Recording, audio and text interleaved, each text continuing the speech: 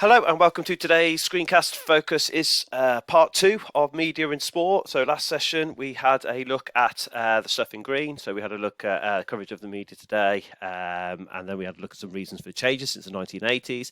On top of that, we had a look at the positive and negative effects of media on sport and individual performers. Today we're going to move on to evaluating the effect of media coverage on spectators, the people who watch sport, and then on top of that we're going to go into our final subsection, which is a relationship between sport and the media. And we're going to look at that as this idea of sport as a commodity. Okay, so a commodity is an article that can be traded between two things. So in the case of sport, sport can be traded or bought by media companies such as Sky Sports, and then Sky Sports will then sell it, okay, to different people, us, the consumers, to commercial companies that can then advertise. So basically, that is how sport can be bought or sold. And then we'll have a look at a final look at the Golden Triangle, where we have to be able to give some examples specific to sport, sports clubs, sports leagues, individual sports performers, and how they have direct links between sponsorship and the media, which will be a nice way to sum up all the stuff we've been talking about since we started commercialism and the media. Now, just before we go into our focus on spectators, I'm just going to give you a little bit of an exam practice on the positive and negative effects of the media on sport, so you can see the type of thing you might get. So if I just put onto a quick question onto here, what we've got then: squash has struggled to reach wider audience for some time, but its governing bodies making bold moves to show off the sport and attract more viewers. So that is your scenario. Squash is the sport in this case, and the exam question asks you to do the following. It asks you to evaluate the effect that increased media coverage might have on the sport of squash. Now, as soon as it says evaluate, it's 5 marks, okay? You have to have advantages and disadvantages. Now, how exam specifications or exam mark schemes work, or exam structures work, is that if it says evaluate and it's 5 marks, it means you have to have at least one disadvantage, and you could have 4 advantages, or you could have 4 disadvantages and 1 advantage, but you have to have something from each. So what I'm going to do then from the lesson, hopefully you'll be able to work this out. When I said to our content qualifier for this is media, okay, so once we know media, we can then use this idea of a connection. So I ask you to think of a media, a way that we can consume media, and I ask you to use papers. Okay, so papers, obviously within newspapers, is our memory method, and what we're looking to do from there is to pick out the ones that we think we could use to try and evaluate the effect that increased media coverage has on the sport of squash. So at this point, I'm hoping you'll be able to pick down what each of these mean. I think with squash, it's difficult for us to say that to speculate the effect that increased media coverage could have with regard to the A here, but I think we can use all of the others. So I'll just give you a couple of examples on that. So as we will remember, that if you have media coverage of sport, once squash has media coverage, this will increase its profile. Okay, so I put into here, media coverage would lead to an increased profile of squash. Okay, now as soon as that sport has an increased profile, that will then mean that it has increased, or it could mean that it leads to increased participation in the sport of squash. Now I'm going to leave that there now, but if I said to you on here, anything you cover after this that is in the yellow would allow you to get any of the positives. Your job then is to pick out some disadvantages as you go through and see if you can complete that question from there. Okay, so that's just a little bit of exam question. I've modelled the first couple of bits. See if you can have a go now and see how you feel putting that into an answer, and I'll show you the mark scheme in lessons. Okay, so that's just a little recap of what we did last lesson. That's how you would get to what we used in the lesson in terms of a memory framework to enable us to answer questions like this.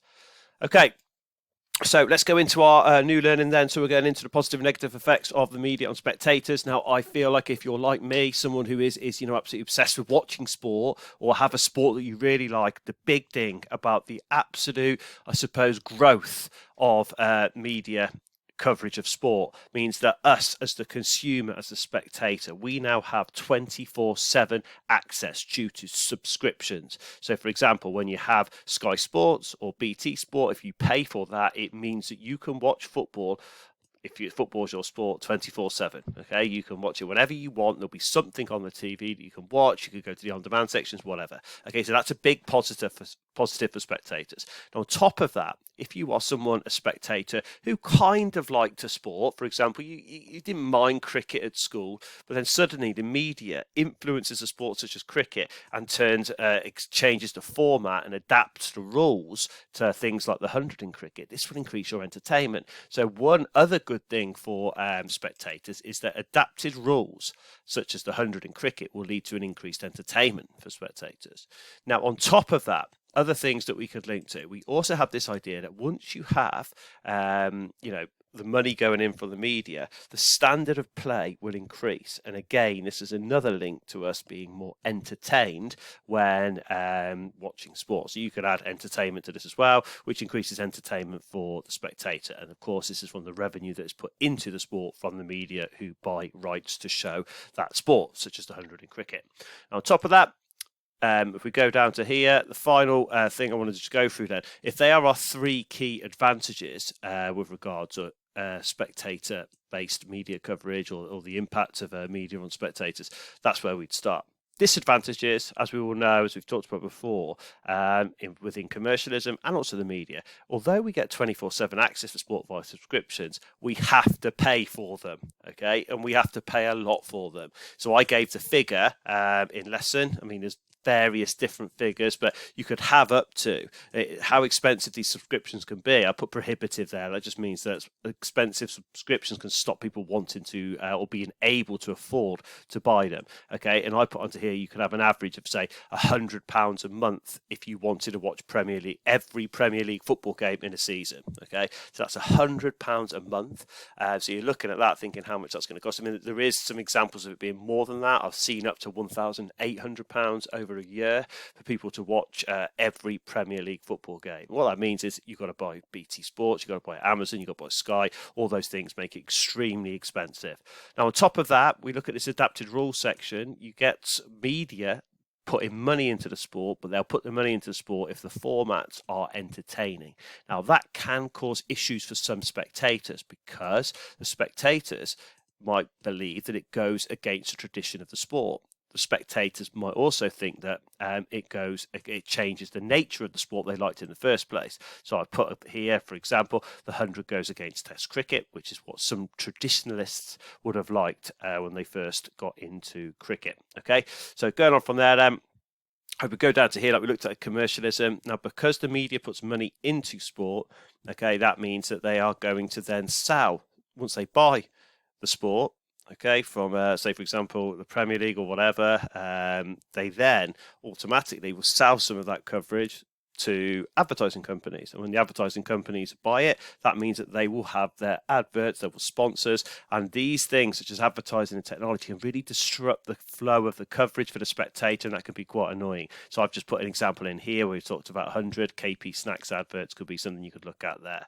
Okay, the other thing, of course, it's really frustrating for spectators is because media control the timings of the games or the events. This could be really, really problematic, and I put on here 8 p.m. Sunday evening kickoffs. If you're a spectator of the sport, the media are not thinking about spectators who go to the games. People who go to the games are put in a really difficult position for having to travel really late at night. Potentially no public transport, or definitely not at 10 o'clock on a Sunday night. Okay, so there's some disadvantages for spectators and the media. Okay, so if I go on from here then, if I just give you this bit of information now, so if we look at the following. So sport as a commodity then. Okay, sorry, I go back. I've just redone the slide to make sure it's animated. So let's look at our next section. So this could be an exam question in itself. So you could get a question which could say something like, describe how sport is a commodity that can be bought and sold. Okay, so that is something that you could get. So describe how sport is a commodity that could be bought or sold. So to do that, we need to know what the word commodity means. So to kind of mention it at the start of the screencast. So basically, sport is a commodity or an article that can be bought or sold. That's what we have to know first up. So that is what it is. A commodity means an article that we can trade it. In this case, sport is the article that we can trade it. So it can be bought first up by the media, and then it can be sold to us, the consumer. So let's see this in action. How would you answer this in an exam question? So let's have a look at sport being a commodity that is bought. So sport is bought by media. Okay, that's who buys it. So for example, the media, e.g. Sky or BT will buy the TV rights from the Premier League for football. Okay, so the Premier League would be the governing body for Premier League football, and then the media will pay a lot of money to the Premier League to get exclusive rights to watch that. So we need to think, maybe use Sky as our example there. On top of that, then, we then need to go into this idea of the following. So how is sport sold? Okay, so once media have bought, so Sky Sports, for example, have bought Premier League football rights, they will then sell those rights to football, and they'll sell football, to certain people. So if I said to you on here that Sky Sports have the rights for football, exclusive rights, they're going to now sell it. They're going to sell it to two groups of people. Us, the consumer, so Sky or BT will sell to us via subscriptions and pay-per-view, and the second way they'll do it is they will sell it to commercial companies, and then these breaks in play will be used for advertising. So they might sell some of the rights to betting companies, for example. So you've got Sky Bet, for example, that would be directly linked to Sky Sports, so they would then have rights to then advertise in breaks, using commercial breaks to showcase or to get brand exposure for their company.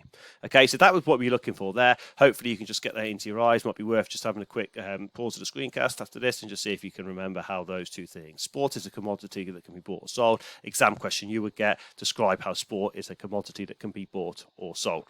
Okay, nice and easy, set up there. Right. So our final topic then is the Golden Triangle. So definition of the Golden Triangle is the interdependent relationship between sport, media and sponsorship. That ultimately means that each one of these relies on each other in order to be successful if sport is going to be a business. So let's have a look at how we put this into action. A couple of things that we just need to know then in terms of this relationship. First up, sponsors gain exposure for their product if they sponsor sport. Okay, so their idea is if we sponsor a sport, this gives us a brand exposure. That's our first thing. On top of that, if we go into here, sport will get an increased revenue and profile from sponsors putting money in and media putting money in.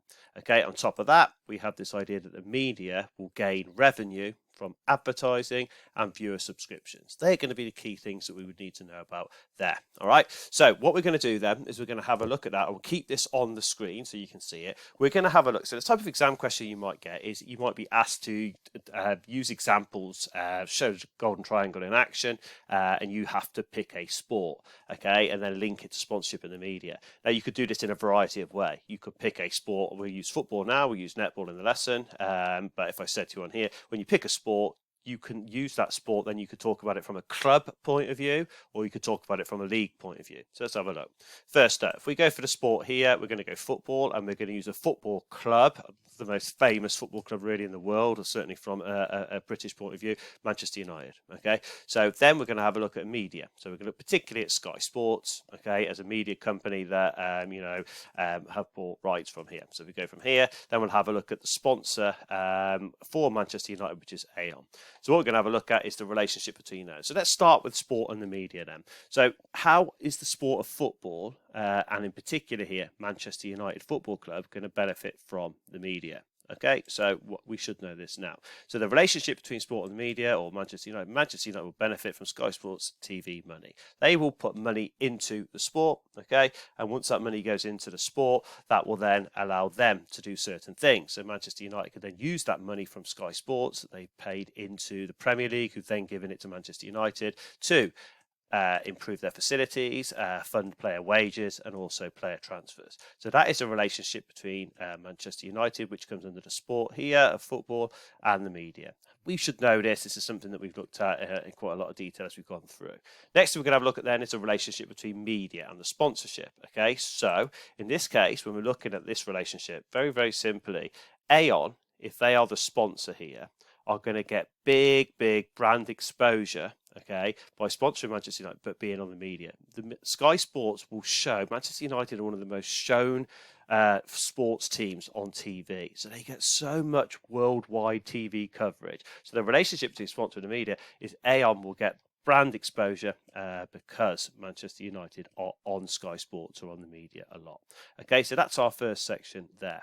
Next thing we're going to have a look at then is the relationship between sport and the sponsor. Okay, so now we know that we're talking about Manchester United and Aon. So if I said to you on here, Aon, how they will work here is they will pay money, £180 million they pay to be the principal sponsor for Manchester United. Now, as a result of this will mean that, Aon will get their brand exposure on the training kit. They will also have training ground. It will sponsor the training ground. And what you see then, of course, is that the sponsorship of Aon will get massive exposure